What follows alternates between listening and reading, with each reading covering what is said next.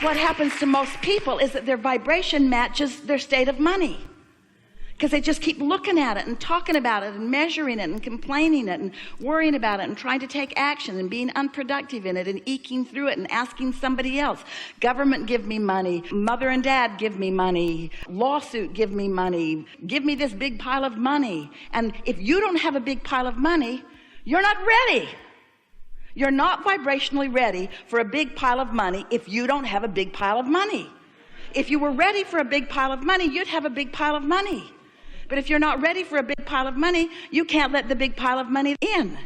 And we got to tell you, there are big piles of money. It is raining. The world is awash in money. You've been hearing about it. Aren't you just bowled over by how much money some of those people have? And how do you feel about them bastards? Why should they have all of that money? They should put it in a big pot and we should divvy it all out. And if you did, it wouldn't take 10 years before the money would be right back where it is. You see, you got to be ready for money. You got to be ready for money, which means you got to be happy without it. Which means you've got to be cashing in your vibrational chips. You got to be thankful for this day and thankful for this chair and thankful for this opportunity and thankful for this conversation and thankful for that sunshine and for those highways. Thankful for this, appreciating of that. Thankful for the quieted mind. Thankful for the insight. Thankful for the enthusiasm. Thankful for the love in my heart. Thankful for that precious face. Thankful for this person I've never met in my life, and on the elevator had such a nice exchange with not even any words because there was a language barrier, but oh my God, how good it was to meet you. Thankful, thankful, thankful, thankful, thankful, thankful, thankful, thankful, thankful, thankful, thankful, thankful, thankful, thankful, thankful. Thankful just brings more and more and more and more and more.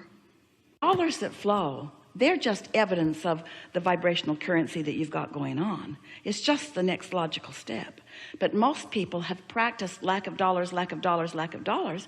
So they'll allow abundance of vitality or abundance of invigoration or abundance of friendships or abundance of love. They'll allow abundance of sunsets. They'll get so good that they'll catch every sunset every single time. There are so many people that will allow abundance of one thing and another, just not abundance of money yet, because they've practiced the thought of not enough money so much. They've been close on making their payments and worried about money, and they've been measuring money with action and how much do you get per hour and what's your salary and what's your talent worth and how much can you perform and why has your performance earned more money than that performance. People are all wadded up out here in the manifestations of money, and if you would just step back from those manifestations of money and talk about energy, which means talk about satisfaction. You want to be filthy rich with enthusiasm, filthy rich with happiness, filthy rich with satisfaction. I'm so rich with really good ideas. I'm so rich with happiness when I wake up in the morning. That's what you've got to be ready for. And when you get there so that you feel that way, no matter what the state of money is, then the state of money must match the state of vibration. It's law. So it's about really feeling the satisfaction, feeling blessed with the idea, feeling so blessed that the idea came, feeling eager that the idea will flesh out, feeling eager that the idea will blossom into something that feels like an action ready to take.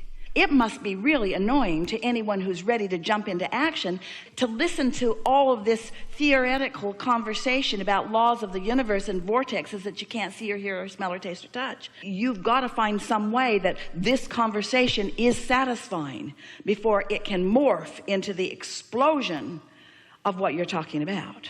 So it's about really feeling the satisfaction, feeling blessed with the idea, feeling so blessed that the idea came, feeling eager that the idea will flesh out, feeling eager that the idea will blossom into something that feels like an action ready to take.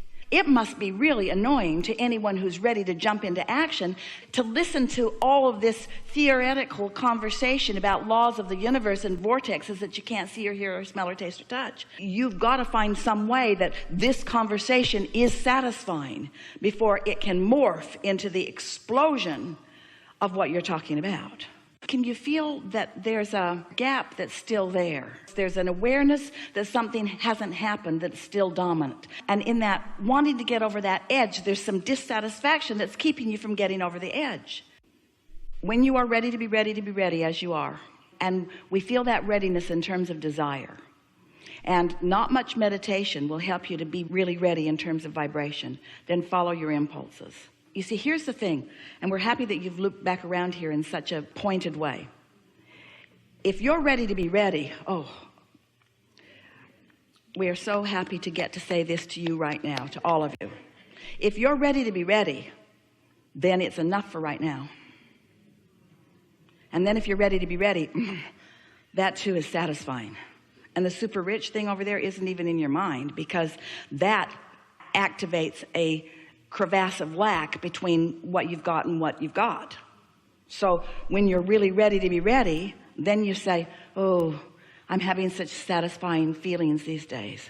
Oh, I feel so good to be alive. Really good thoughts are coming to me.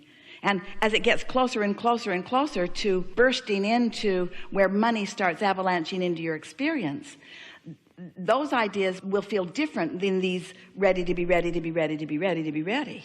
What's the goal here? To find the first pure thought about abundance. A pure thought about abundance. So just reach for a pure thought about abundance, which means try not to have it have any relationship to you. If you're not feeling abundant, then be good to leave you out of the equation for just a little bit.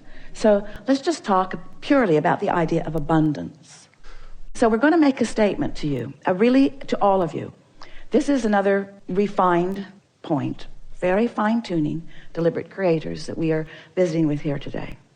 So how do you feel about the concept of, in order to get the results that you want, if you've got some clogged pipes, just never mind them, lay some new pipes? Doesn't that make perfect sense to you?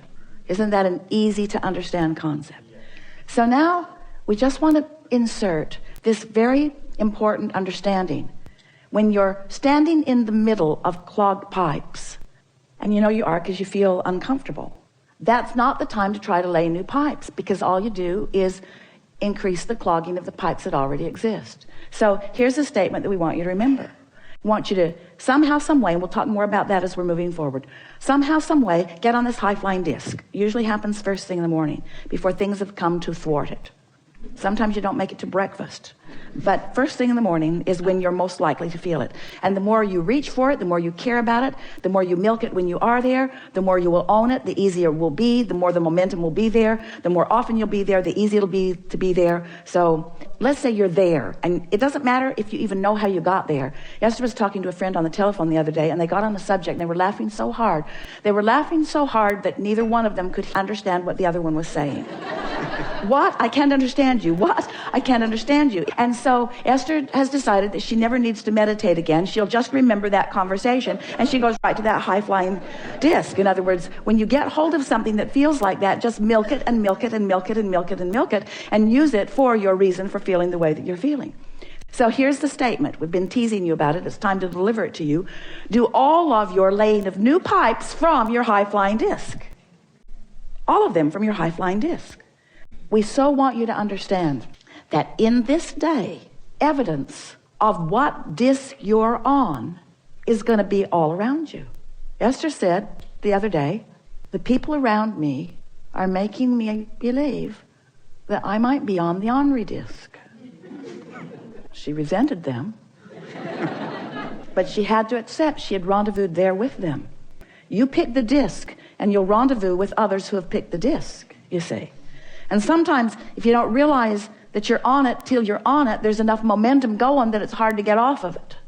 But that's the work. So here's the rule of thumb that we would follow if we were standing in your physical shoes. The better we feel, the more we would milk it. The worse we feel, the more we would try to ignore it. That's what Jesus meant when he said, turn the other cheek. Choose your vibration and give it your undivided attention if it feels good. And give it as little attention as you can if it doesn't feel good. All right, now there are some things to take into consideration, because there are a lot of clogged pipes on that subject. So there already is quite a bit of momentum on that subject. So if we approach it in any normal way, we're just going to add to the clogged pipe. You see what we're getting at? So here's a law-based fact that if you can hear it, it will serve you in every conversation that you have with yourself in your deliberate creation forevermore. The more general you are when you approach a topic where you know you have clogged pipes, the better off you'll be.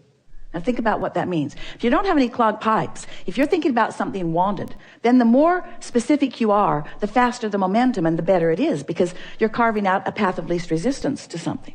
But when you're thinking about something unwanted and adding to what you do not want, then the less specific you are, the better off you'll be. Does that make sense to you? This is the way that you find clarity. This is the way you find abundance. You wait until you're in that feeling of high-flying abundance, and then you can approach the subject that's a little more troubling if you want to, understanding that it's risky, but it's only 16 seconds of risky, right? You've got 16 seconds. You've got 16 seconds to let it go or to bring it into alignment. Our favorite story that fits right here, we've got to tell it to you now because it means everything.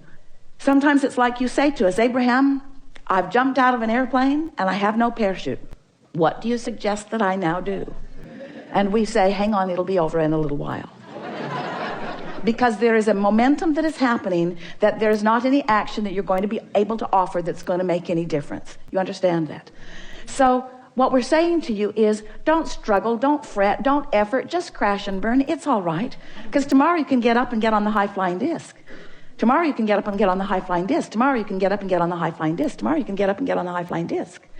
And after a few days of tomorrow getting up and getting on the high-flying disc, one day Esther said to us, Abraham, I refuse to accept that I have to wait until tomorrow to get on the high-flying disc.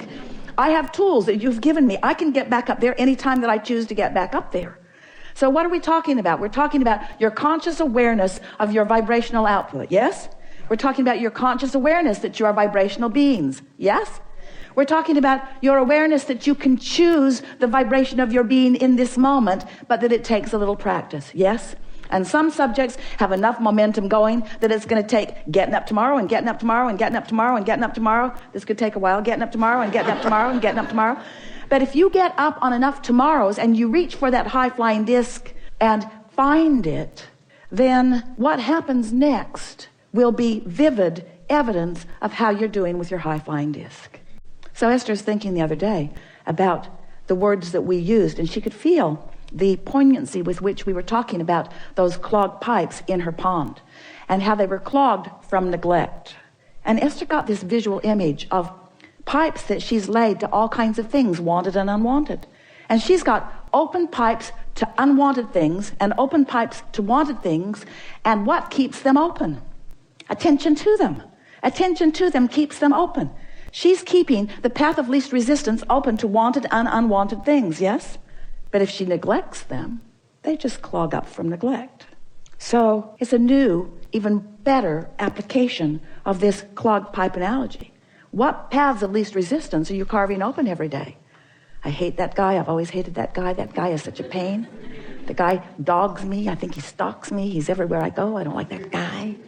That person at work is everywhere I go, always in my face. Who's keeping the pipes open? That's what we want to ask you. You are. You're always the one who's keeping the pipes open. So if you look around any environment, whether it's the environment of your memory, whether it's the environment of your work, whether it's the environment of your family, whether it's the environment of the people that you are moving through the freeways with, whatever environment that you're moving around in, you are the one who's keeping the pathways open. You are the one that gets to decide.